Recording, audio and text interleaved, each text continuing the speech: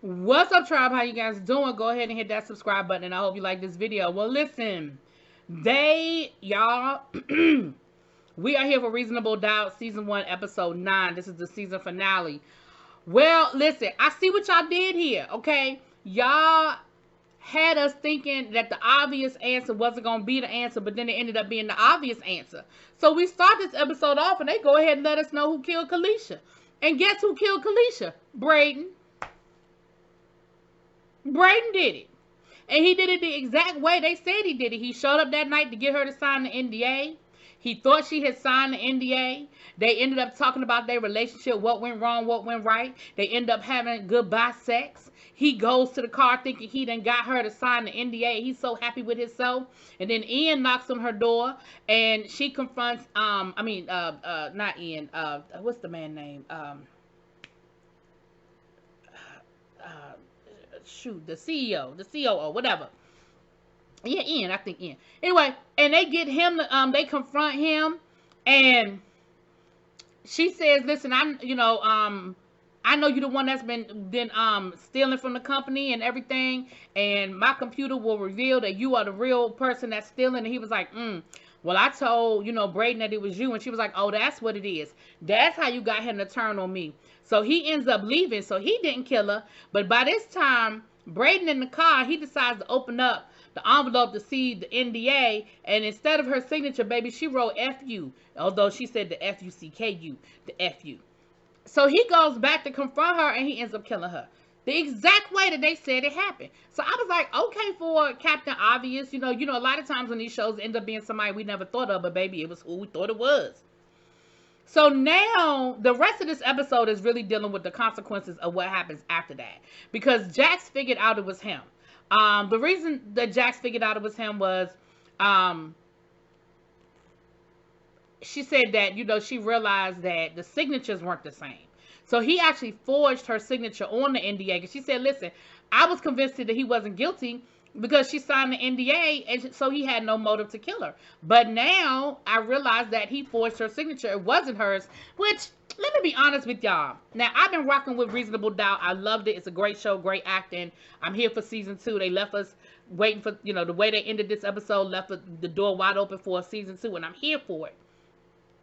But the timeline don't meet up to me. Because you mean to tell me that he walked back to the car, and in the time it took him to walk to his car, sit in the car for a few minutes, look at the paper and realize that she didn't really sign the NDA and go back, you mean to tell me that Ian had, Thad, whatever the man name is, the COO, he had time to come back for them to have a whole confrontation / conversation, and for him to leave, and neither one of them ran into each other, neither one of them saw each other. There's a tight time window. Now we're talking about that the reason why Jax figured it out is because the signature don't match. Don't you think that if his whole alibi hinged on this, her signing this NDA, you don't think nobody else would have checked the signature to validate it? Now, they did allude to that. They did bring that up, and, she said, listen, that wasn't my job. That was the prosecution's job. And if they never went through the trouble of verifying the signature, that's on them, not me. But I still have to kind of side-eye. But, again, I've been enjoying the show, so I ain't going to nitpick. Over to the house. They at the repast after Paul's funeral, honey. And her girlfriend make up, the one that's married to the ball player. They make up. Jax apologizes to her and says, listen, I realized that I was wrong. And she apologizes and all that good stuff. And she says, maybe it's time for you to really talk to Lewis. Maybe it's time for you to let Lewis know, about the whole situation with Paul, and she said, girl, I don't know, maybe it's just water under the bridge and we need to leave it at that.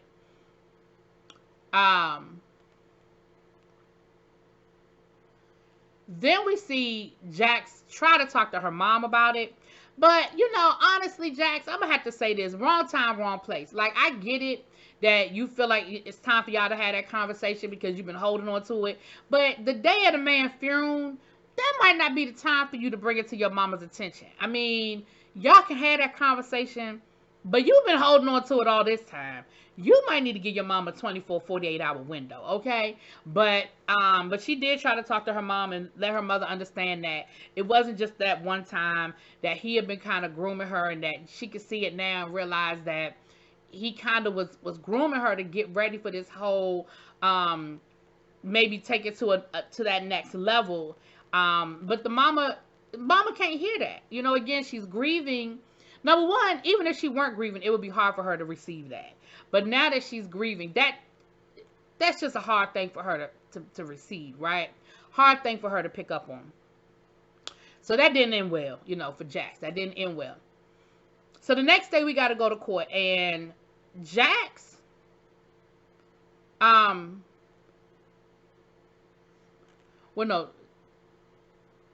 no, next we see Jax break up with Damon. My bad. We see Jax talk to Damon and let Damon know, listen, thank you for giving me time. I told you I needed some time. I needed some space, and I appreciate that. But look, this just ain't, I can't do this. I'm not in a space right now. I'm just not in a space right now for what you need and what you want. Like, you want something way more than I'm in a position to give you.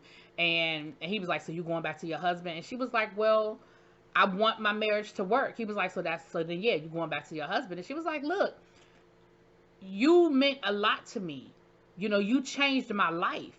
But understand that I'm not that same person that you knew when you went to jail. Like, and unfortunately, his world stopped and hers didn't.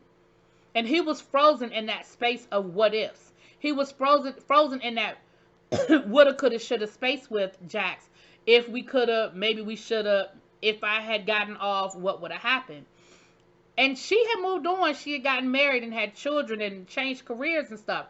And, then we see Damon go to work, and we see him and the cousin getting into it. And the cousin tells him, listen, you didn't do what I needed you to do. Because he tells him, listen, I'm not down for, I ain't trying to do the illegal stuff. Like, I'm not down for that. And the cousin was like, you know what, you weak. All of this over that, he keeps calling Jax a bitch. And Damon is like, don't do that. Like, don't call her out her name. She dumped me. It's over. The relationship is over. There's no need for you to be disrespectful. He was like, so even after she dumped you still defending her? Even after she dumped you still defending this bitch? And he was like, I told you to stop calling her that. Like, I told you stop calling her out her name. And he tells her, listen, you weak. I want you out my shop. You're fired. And he was like, what you mean you gonna fire me? This is my shop too. He was like, no, it's not. Everything is in my name. And I don't want you here. You're weak. You ain't shit. Da-da-da-da-da. And clean out your desk and get the hell out. And I knew then, I said, oh, he the one. I knew then that Damon was the one. I said, Damon done lost everything. Because he told his cousin, the only reason why I was even doing this illegal mess was to impress Jax. Was to have money to be able to treat Jax right. But at this point, like, I don't need to worry about her, so I don't want no parts of it. Just let me fix my cars and move on. Now, I don't understand why the cousin got so mad. Like, that's a whole nother situation we will probably need to examine. But I don't understand why the cousin got so mad. Like, if he's screwing it up anyway, and he ain't gonna bother you doing your piece, then you do you and him, let him do him, and then everybody can be happy. But okay. So, we get to court. And Jax lets Brayden know, I know it was you. I know it was you. She said, now listen, I'm professional. And I got to go ahead and defend you, because of, attorney-client privilege. I got to defend you. But please know that I know it was you. And please understand that that's it, that's all. But I'm going to go ahead and I'm going to do my job. And she did. Now, I don't think she gave the best closing that she could have gave. But she did do a good job. And when it was over with, child, she went in the bathroom and threw up. And who come walking in the bathroom behind her? Kalisha cousin, talking about some, you choking on all them lies, huh? Defending a murderer, it'll do that to you. And, of course, Jax is like, girl, bye. Like, ain't nobody got time for that right now. Like, don't do that. I ain't got time for that right now, okay? So after court, Jax is walking back to her car. And who is standing outside her car? Brayden. And he was like, how'd you figure it out? How did you know? And she told him what how she figured it out. And he was like, Okay, well, understand something. Remember that story I told you about the dude that tried to rob me? I told you he died a few days later. And that story, that part of the story was true. But the part I didn't tell you was that I shot him. He was like, please understand that if you try to get in my way, it's not going to be good for you. So, okay, you know, and I know that you know, but just, consider yourself warned. And of course, Jax is like, okay, like, all right then. So Jax is leaving and she's driving along and she calls Lewis and says, Lewis, we need to talk. I got some things that I want to share with you face to face. And as she's having this conversation, she ends up getting into a car accident. Very reminiscent of when she got into the car accident when we did the origin story episode with her and Damon. But as she get, her bags deploy, her airbags deploy, and as she gets out the car to try to figure out, oh my gosh, like I'm all discombobulated, who come rolling up on her? Somebody kidnaps her. And we never really see who it is. Somebody kidnaps her. So the next thing we see is the babysitter had called Lewis, like, I've been trying to call Jax, thank you for coming, but I have to go to class. She's not returning my call. So Lewis is like, wait a minute, what you mean she's not returning your call? What's going on? So y'all know that Lewis got her on speed dial, child. So got her find my car, my location. So he goes to where the car is and he sees that the car has been in an accident. Her purse is still on the her phone is still in the car. Her purse is still on the back seat. And so he realizes, something ain't right here. Like something here is not right. So he goes to her. He calls her mother, but he doesn't want to worry her mother. And her mother's like, is something wrong? He was like, no, can the kids stay with you? I got a work thing I got to handle when Jax is busy, So then he goes by to see Jax's friend, the one married to the basketball player. And she ends up of course, they have to force it out of her, but she ends up letting him know about Damon. And this is when I really knew it was Damon, because he went to go talk to Damon, baby, and Damon played it so cool. And Damon was like, I don't deal with married women. I ain't talked to Jax. I don't know what you're talking about. Jax ain't here. Jax ain't been here. Jax ain't gonna be here. And he was just real elusive with Lewis, and Lewis was like, yeah, like he knew something wasn't right. So he ended up calling Jax's investigator and was like, listen, I need you to get me whatever information you can get me. This is where Jax's car was found. This is the last phone call. So he ends up going to go visit his little cop friend. And they a little flirty. But she agrees to help him, off the books a little bit, help him try to find Jax. And so they're able to, locate, they're able to do their own investigation as far as who was phone calls and location and, that kind of thing. So then Lewis is waiting outside of, Damon's shop. He was like, he told me he had somewhere to go, but he ain't left yet. And something is real fishy. Like something about him just didn't sit right in my spirit. And so, they're trying to do some research and figure out some things about Mr. Damon. And of course they called Jax's job and they got the whole, everybody's on it. Everybody is on it.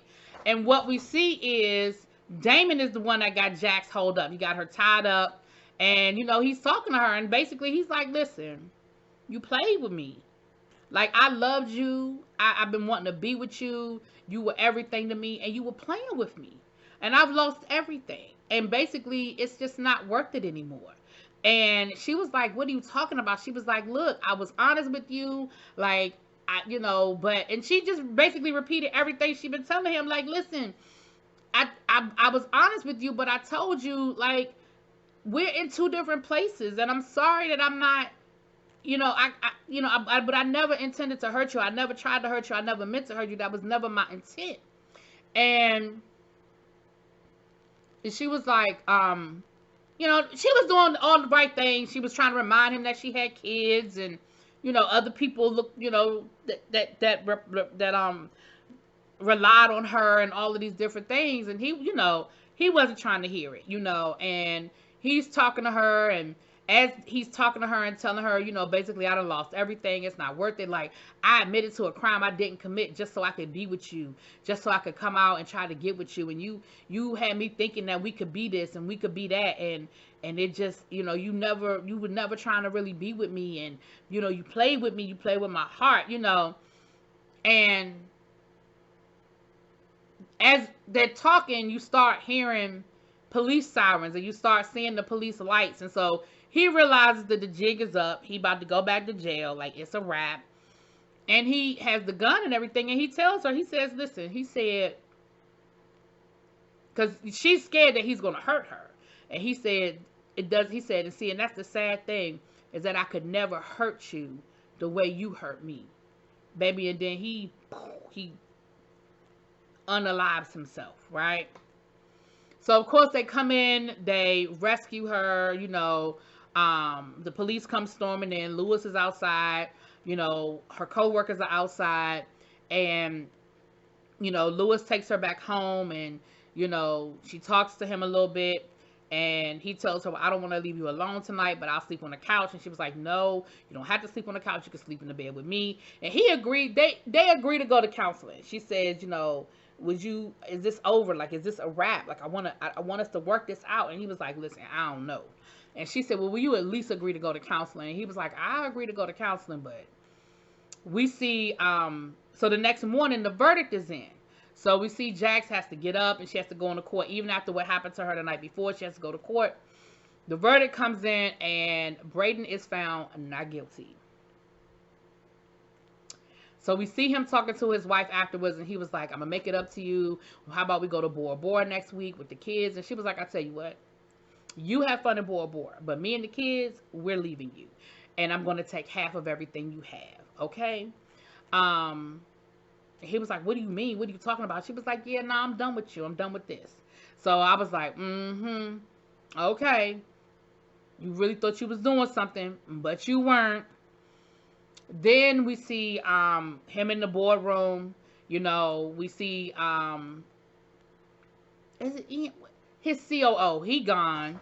So, of course, he feeling like he back on top of the world. You know, he got control of his company. He got rid of the Judas of a friend, you know. And Kalisha's cousin gets this envelope from the law firm. And the envelope is the proof that Braden, it wasn't just the COO. Braden was also in cahoots with lying about the company and how much the company was worth and how well the company was doing. So the cousin did what the cousin needed to do and got the paperwork to the right people. And now the FCC is investigating Braden. And so he's getting his comeuppance because, you know, if you can't get him one way, you get him the other way, child. So we got that going on. Okay. And we see, you know, Jax, you know, kind of getting herself together. We see her back running again. And baby, she ends up getting a phone call from her friend. You know, the one married to the basketball player. Her face is all bruised up.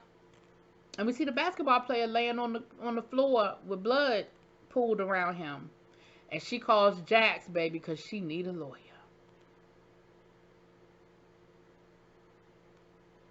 That's the setup for season 2. Anyway, y'all let me know what y'all think. I'll talk to y'all later. Peace.